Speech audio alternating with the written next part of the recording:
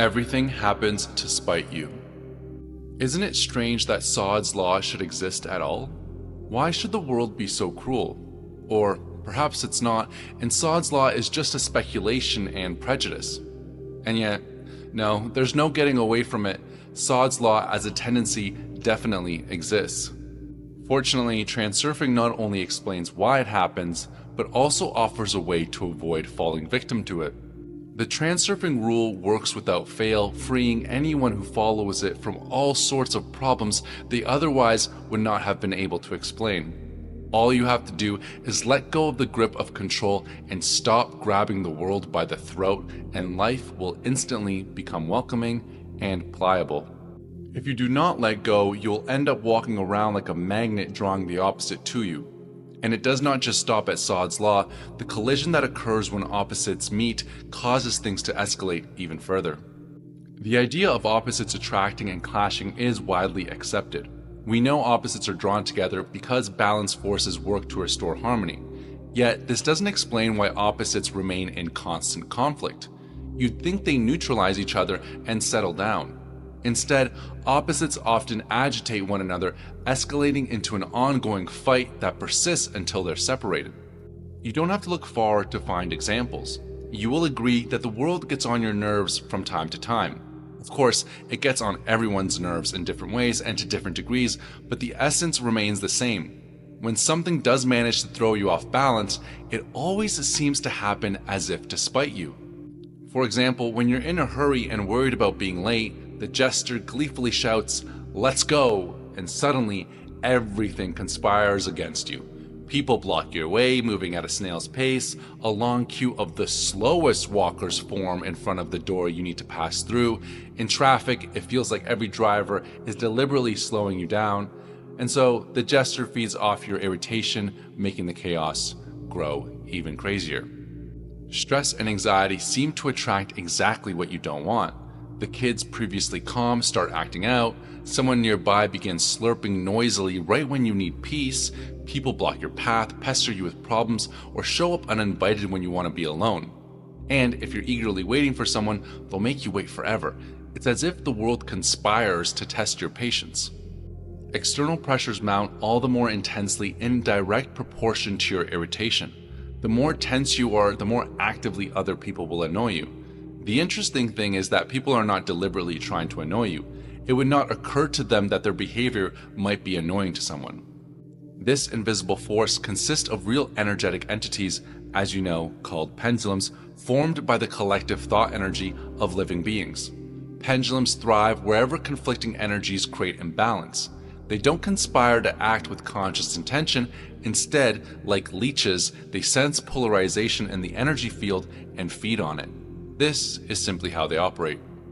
Pendulums don't just feed on conflict energy, they influence people to generate even more of it.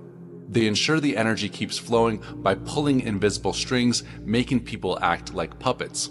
While the exact mechanism of their influence is unclear, pendulums are highly effective at shaping people's motivations.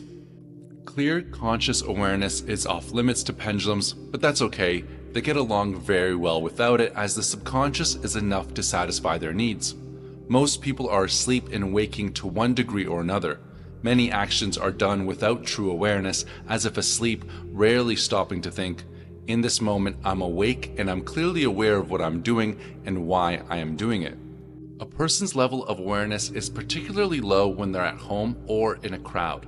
In the conditions of one's home, there's minimal requirement for heightened self-control, and so people are relaxed to the point that their awareness is so low they're practically dozing off.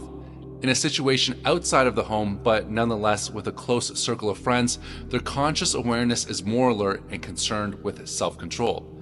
In larger groups, a person's actions once again quite spontaneous and at the same time in strong correlation with the overall impulses of the crowd. Here's how a pendulum can influence a simple scenario. Imagine walking behind someone on the street, preparing to overtake them. As you move left, they step left, blocking your path. You switch to the right, but they do the same. How could they sense you behind them or even care about you overtaking? It's not about competitiveness, as such instincts usually occur face to face. People walk without consciously thinking about the straightness of their path. This subconscious movement allows for slight random deviations. In this moment of low awareness, the pendulum intervenes. Your attempt to overtake creates a minor conflict. The pendulum subtly nudges the pedestrian to block your way, escalating the situation just enough to draw energy from this tension. Pendulums do not act deliberately as they lack conscious intention. Balance forces also operate subconsciously. What we observe are processes governed by the laws of informational energy, not deliberate actions by conscious beings. The exact mechanics, how a pendulum appears, influences, or works on an energetic level remain unclear. However, one key principle emerges. When balance forces bring opposites into conflict, pendulums amplify the energy of that conflict. This is their fundamental energy. From small arguments to large-scale wars, all pendulum-driven battles follow this law.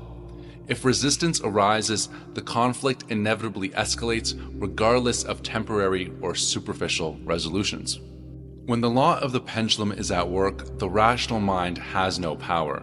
This is why the actions of individuals as well as governments seem to make no sense at all. In conflict situations, the individual's motives are under the power of the pendulum.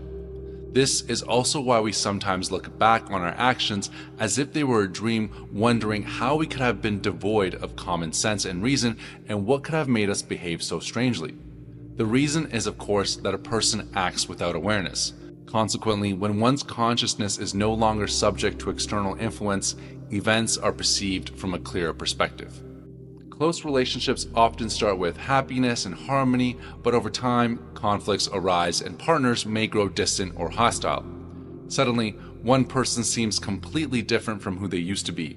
This situation is common and quite puzzling. However, it is not because someone has truly changed. Instead, their behavior is influenced by a pendulum which drives them to act in ways that create conflict or tension in the relationship. This effect is particularly noticeable in crimes of inexplicable cruelty. It is only afterwards, when the criminal is being questioned, that they recall their actions in bewilderment. "I don't know what came over me." They're not lying. This is exactly what happens. The criminal is totally shocked and recalls their crime as if it were a terrible dream. The dream is particularly heavy if a person's attention has been caught in a pendulum's noose. In groups like armies, gangs, or spiritual sects, specific behaviors and thinking patterns dominate, numbing individual thought and leaving the subconscious wide open to pendulum influence. This leads to actions that seem utterly irrational to outsiders. For example, why do people kill others with such cruelty simply for worshiping a different god? These wars bring immense suffering and countless deaths. What happens to the instinct for survival? While a violent struggle over wealth or land might seem somewhat understandable, how can one make sense of the battle over belief? For example, why do people kill others with such cruelty simply for worshiping a different god? These wars bring immense suffering and countless deaths. What happens to the instinct for survival? While a violent struggle over wealth or land might seem somewhat understandable, how can one make sense of a battle over beliefs? Peace is an idea that everyone believes in, but there's no end to war. The notion of one God is obvious, and likewise kindness, justice, equality, the list goes on. We all understand these things, and yet common sense does not work and evil prevails. So, where does all this evil come from? Pendulums are the universal source of evil. It's easy to see that in any conflict, events always escalate, fueling the energy of the dispute. Even if things temporarily calm down, the tension inevitably flares up again, often stronger than before. Pendulums come in many forms, and while all have a destructive side, their impact varies. Some are relatively harmless. For example, the transurfing pendulum aims to help people think more deeply about the true nature of reality. It's not about freeing oneself from pendulums altogether, for this is pretty much impossible. The important thing is to not be a puppet on a string and to act with conscious awareness and to use these structures for your own interests. So, how can you free yourself from their negative influence? Wake up and be aware of how pendulums are trying to influence you in the moment. Understanding what is happening is half the battle. the power of the pendulum's influence is inversely proportionate to your awareness. They only have power over you while you're consciously asleep in waking life. To truly wake up in waking life, you must clearly affirm, I am fully awake and aware of what I'm doing and why I'm doing it this way. With this level of awareness, you regain control. Without it, even in minor conflicts, you remain a puppet to external forces. An alternative affirmation to help you become aware of both your internal and external world is, I see myself, I see reality. This is the hardest thing to do when something is annoying you. Usually the jester will continue with his jumping all the time that your nerves are on edge. Normally, this means that the pendulum has caught you in its noose. You can free yourself from the pendulum by falling into indifference, but again, this is not easy to do. For example, your neighbors are getting to you by playing music you really dislike. In this case, your task is to disentangle yourself from the pendulum in whatever way possible, but bear in mind that it's almost impossible not to react. Suppressing your emotions is useless. Instead, you need to put your attention onto something else. Try listening to your own music, but don't turn up the volume too loud, just enough to fade out your neighbor's music. Find other ways of distracting yourself.